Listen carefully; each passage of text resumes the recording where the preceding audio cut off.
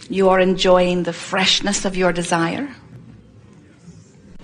Those are the only desires that feel good, aren't they? The fresh ones. Those old stale desires don't feel so good, do they? And when you think about it, there's never a reason for a desire to hang around in unfulfilled form so long that it gets stale. Because when you ask, it's always given. So if you have stale desires, what's up with that? We understand how when some smart aleck dead entity like Abraham would say, are you appreciating the contrast of your time and place? And don't you just love those desires that are being born out of it? We can understand how sometimes you would not want to give us a resounding yes. When you ask, it is always given. Step 1, ask. It always being given is a step 2 part. In other words, that's not your work.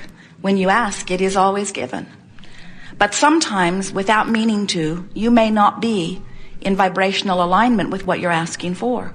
And it's easy to understand why that might happen, because you are physically focused. There's lots for you to observe. And as you look into your environment and you see those things, you cannot help but notice them as they are. And as you notice them as they are, you achieve further vibrational alignment with them. And as you achieve further vibrational alignment with them, you continue to offer more vibration about them. And as you offer more vibration about them, you continue to get more of it. In other words, we understand how, without meaning to, you might be achieving vibrational alignment with what is, even though what is not exactly what you want. Think about it. So, if you're giving all of your attention to what is, and some of what is pleases you, then you're getting more of that. But some of what is doesn't please you, then you're getting more of that. And then you say, Abraham, why do you keep harassing us by telling us that when we ask it is always given? Because that can't be true. Where's my stuff? There are all kinds of things that I'm asking for that is not apparently being given because I'm not finding it in my experience. And we say, it being given and you letting it in are two different things. You have to be in vibrational alignment. That's like saying, I can't hear what's being broadcast from that radio tower on my radio. It must not be being broadcast.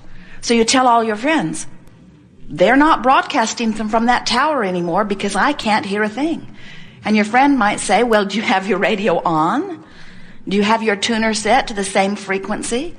Because if you are not set to the same frequency of the broadcast tower, you're not going to be receiving what's being broadcast. And the same thing is true of anything that you are asking for. If you're saying, I want more money, I don't have enough money, I'm tired of not having enough money, I've never had enough money, I hardly know anybody who has enough money, I want more money, but I don't have enough money, I'm sick and tired of not having enough money, it's so irritating not to have enough money, not having enough money is scary, I wish I had more money, but I don't have enough money, I want more money. You're not a vibrational match to more money. You're a vibrational match to exactly how it is. And exactly how it is going to continue to unfold in your experience. Sometimes you say, I'm stuck. And we say, that's not possible because everything's in motion. You say, well, I'm stuck. I don't have enough money.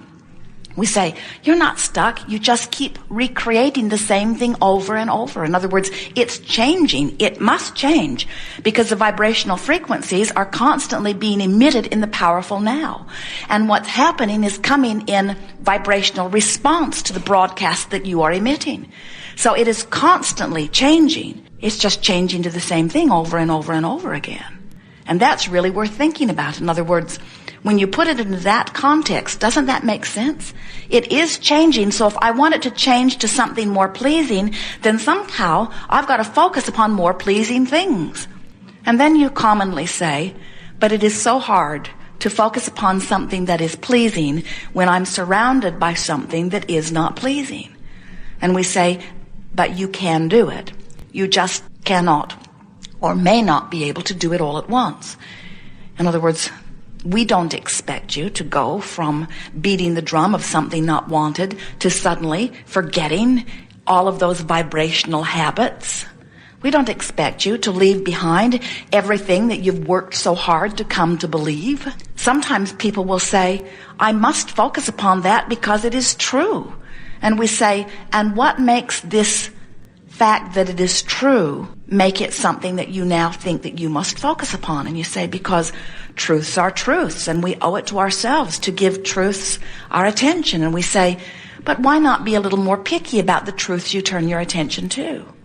When you say, this is a truth that I must focus upon, we say, all that a truth is something that somebody else focused upon. That's what made it a truth. When a whole lot of people focus upon something, it becomes true enough in enough of their experiences that you say, oh, this is reality. But what we want you to realize is that it is only true because somebody focused upon it.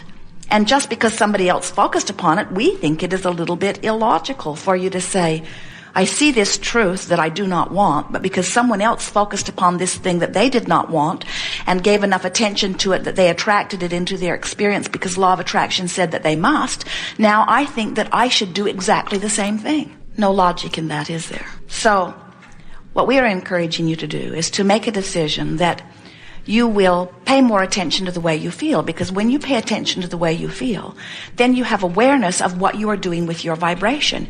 Your emotions are literally your guidance system to let you know how you are doing on your way to what you've been saying you want. Jerry and Esther have a wonderful navigational system in their vehicle. And the satellites in the sky, combined with the antenna on the roof of their vehicles and the computer that is in the vehicle, always knows where they are. So when they decide they want to go someplace, if it is a place that they do not know, they will program in the name of the city, the name of the street if they know it, even the street number. And Magellan will say to them, please proceed to the highlighted route. And then Magellan will guide them turn by turn to where they say they want to go. Magellan never says to them, where have you been? Because that has nothing to do with the only task at hand. The only task at hand is getting from where you are to where you want to be. And Magellan is so clear about what you said.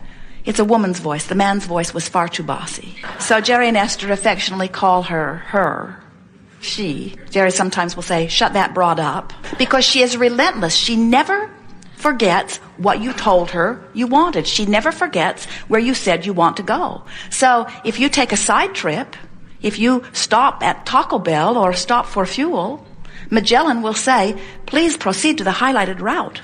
Please proceed to the highlighted route. Please proceed to the highlighted route. Please proceed to the highlighted route. She does not become more agitated. She does not get louder, but she insistently continues to say, please proceed to the highlighted route. And eventually, if you continue to ignore her and you go very far from the route, she will say, when possible, make a legal U-turn. You have a similar guidance within you. It comes to you in the form of your emotions. And when you pay attention to the way you can feel when you are upon your highlighted route. You can feel when you are in alignment with that which you are saying you're wanting. And you can also feel when you are not. It is exactly the same sort of guidance.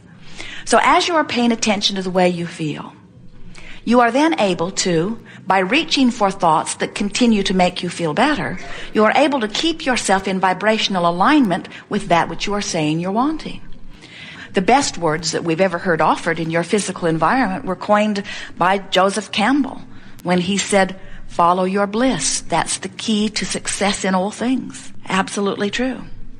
But you don't have access to the feeling of bliss from your feeling of despair. The vibrational difference is too great, any more than you could set your tuner to 98.6 FM and hear what's being broadcast on 6:30 AM. In other words, there are different vibrational frequencies you're not going to hear. So when you say, well, if I cannot follow my bliss, what hope is there for me? We say, well, follow the trail of bliss. And the first step from depression along the trail of bliss may very well be for you anger. You say, well, that's doable. And isn't it? Can't you feel it? Have you ever been in a place of depression where you couldn't get a breath of air? And then you thought of something that made you angry, and didn't it feel better? You gotta admit that anger feels a whole lot better than that depression, just like blame feels better than guilt. It does, doesn't it? Blame feels a lot better than guilt. There is so much more disempowerment in guilt.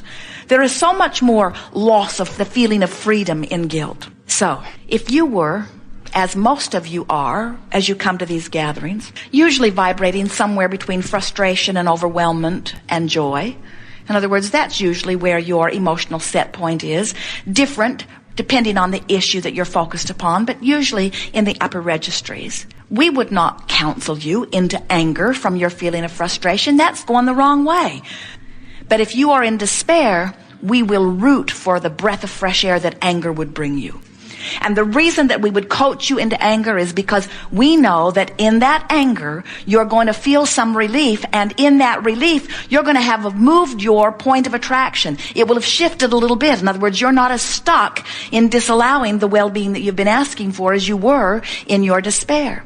Now, we would never say, just go to anger and stay there, because from anger, you can easily get to frustration, and frustration is a big difference in feeling from anger. So, are you getting the sense of this? What you're reaching for as you are moving up the emotional scale. What you're reaching for is the feeling of relief as you leave the resistance behind. So there is relief in anger. You know there is. And there is relief in frustration. You know there is. And there is relief in hopefulness. And then there's relief in belief. And there's absolute relief in knowing. In other words, you can feel when you release resistance, which is the only thing that is keeping any of you from what you are really wanting. You are pure, positive energy beings. You are God force in physical form. You are extensions of source energy, and life is supposed to be good for you. You are creators that flow the energy that creates worlds, and you are standing on the leading edge of thought. It is supposed to feel good for you. Life is supposed to be good to you. And when it isn't, it is only for one reason.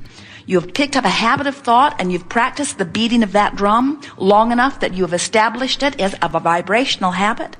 And as you continue to feel that vibrational habit, unless you do something to change the way you feel, law of attraction is going to continue to bring you stuff that feels like that.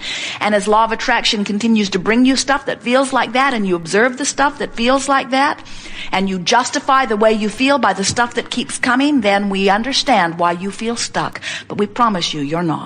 You just got a cadence going that you need to shift a little. We've noticed that sometimes very powerful, very good teachers who are counselors might not understand the power that you give yourself when you find something that feels a little better to you. Most people worry when you go from depression to anger.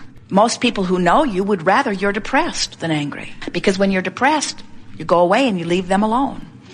And when you're angry, you're in their face. You're hard to be with. But you must reach the place, if you are going to listen to the guidance system that is within you, and it is what the art of allowing really is about. The art of finding thoughts that cause me to allow my connection with Source, that allow the well-being that I've identified to flow to me. So, when someone says to you, you should not be angry, just say to them, maybe not, but I am, and I'm glad I am. You should feel how bad I felt before I got mad. This anger is a big improvement for me. And if you don't like it, go someplace else. I won't be here forever. But right now, it's what I'm choosing, and it feels good to me. Now, here's the power in this, and this is what we really want you to hear. Now, we're really not big encouragers of running around and telling people you're angry, because they will disagree with the appropriateness of it, and they will try to talk you out of it, and then you will just end up angrier, more depressed. In other words, we see so many. You're depressed, maybe. Some of you have never felt that. Most of you have at some point or other. When you really, really, really want something and you really, really, really can't figure out how to get to it, it really, really, really feels awful. And the more important something is to you, then the more awful it feels when you feel powerless to do something about it. So if you are in that place where you are feeling some depression, and you find the life-giving breath of air that delicious anger brings you, and you stop in the middle of it and you do this, which is essential. You say, I chose this angry thought on purpose. Now, you don't have to choose the angry thought on purpose. You will be guided to it. In other words, you're guided from within to the thought that will give you more relief. You are guided there all the time from within. So the angry thought sometimes is just a knee-jerk response.